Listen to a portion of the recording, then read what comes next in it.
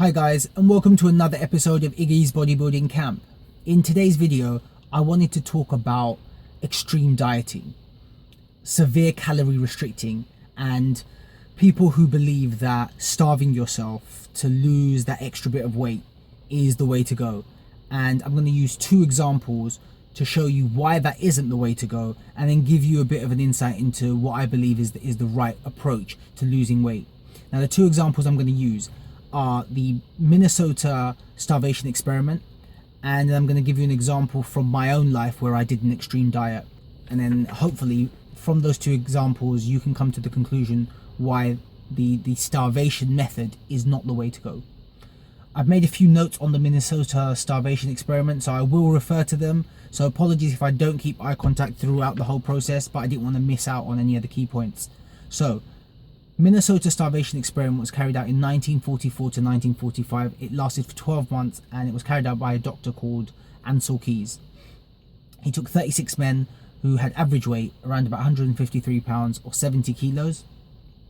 And during the first 3 months, he gave them 3,200 calories a day, and he monitored their body and you know, their heart, their blood, all of that. For the next 6 months, he halved the calories. So they were on 1,600 calories a day, but they were required to walk 3 miles every day. So that's about 300 calories burnt. So in essence, they were actually living off 1,300 calories. They were given 2 meals per day, and it was mainly complex carbs and it was low protein.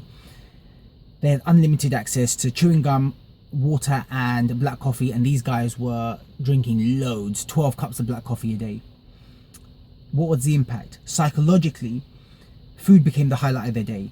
They became obsessed with food. They would look at food magazines. They would stare at pictures of food. These men became very, very emotional. They had big temper tantrums. They socially withdrew and became isolated. They went through depression and just became very, very unpleasant to one another. Physical impact.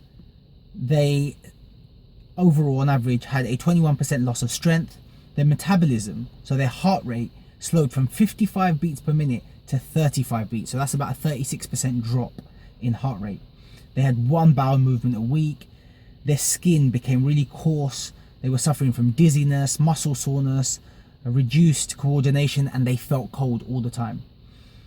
After 6 months, the men on average lost about 25% of their body weight. The recovery period. For the last 3 months, he separated the men into 4 groups, and he gave one group 400 calories more to eat per day, another group 800, another group 1200, and another group 1600 calories extra.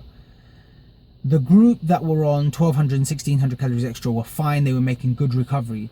The group on 400 to 800 calories, however, still complained about feeling constantly hungry. They felt like they weren't eating any extra food even though they were. And in the end, because they were showing no signs at all of recovering from the negative impacts of the starvation, the doctor had to increase their calories to 4,000 per day to get that recovery and get them back to normal. At the end of the experiment, the doctor convinced 12 of the men to remain, and he monitored them for a further 8 weeks.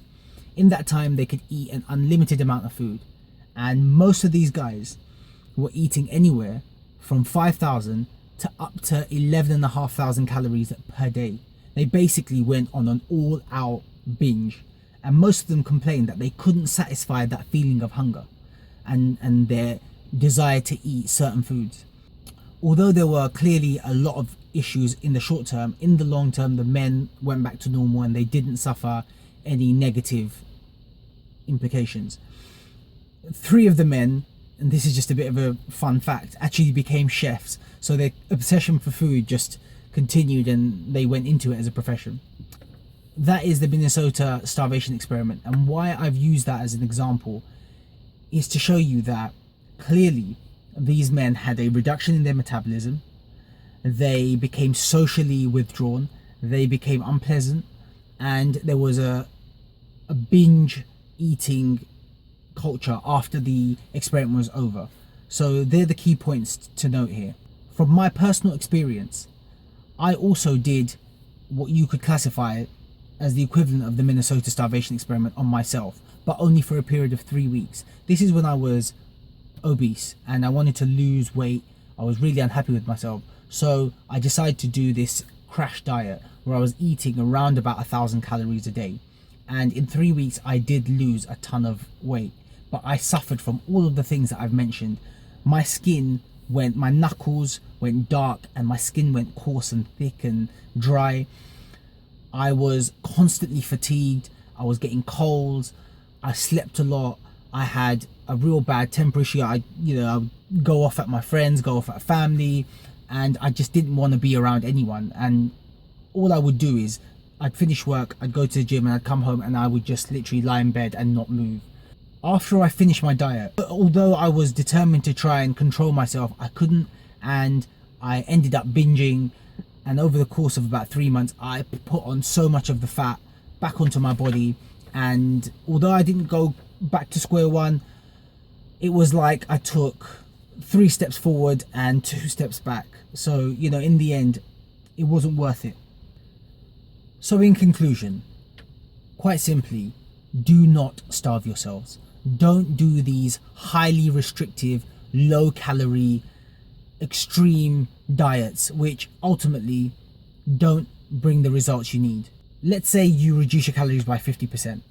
30% of that could be offset by your metabolism slowing down. Another 10% of that is going to be offset by the fact that you'll lose muscle.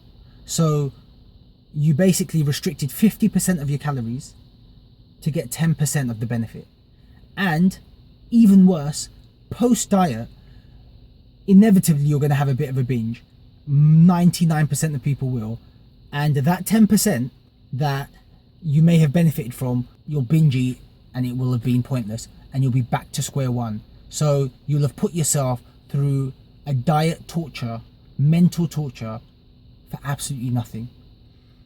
Much more sensible an approach is a conservative diet, a conservative cut approach, where you restrict your calories by between 500 to 1,000 calories, and that is with a combination of dieting and training.